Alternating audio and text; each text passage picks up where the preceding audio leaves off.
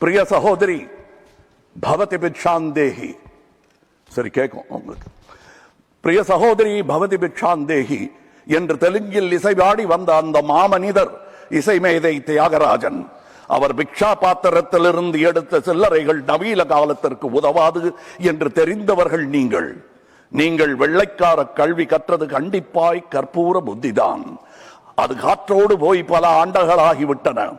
அதன் பிறகு உங்கள் பிச்சை பாத்திரம் உருமாற்றப்பட்டது. பிச்சை குவளை பெரும் உண்டியலானது.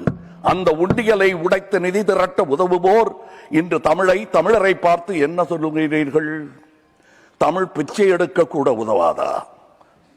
ஓரளவு உண்மைதான். ஒரு தெற்கத்திய அறிவுரை தங்காய், தமக்கென உங்கள் நிதியை திரட்ட ஆங்கிலத்தில் இந்தியில் பிச்சை எடுக்கலாமே. தமிழ் பிச்சை எடுக்க உதவாது, திருடவும் உதவாது. தமிழன் பிச்சை எடுக்க மாட்டான், அதுவும் உங்கள் பிச்சையை ஏற்கவே மாட்டான்.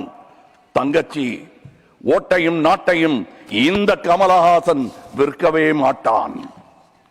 உங்கள் சாபங்களில் எங்களுக்கு நம்பிக்கை இல்லை. Please conclude. உங்களுக்கு இருக்கக்கூடும் என்ற நம்பிக்கையில் நீங்கள் உணர என் திட்டத்தை சாபமாய் போடுகிறேன். கருணையுடன் நீங்களே ஏற்பீர். உங்கள் இஷ்ட தெய்வங்களை வேண்டிக் கொள்ளுங்கள்.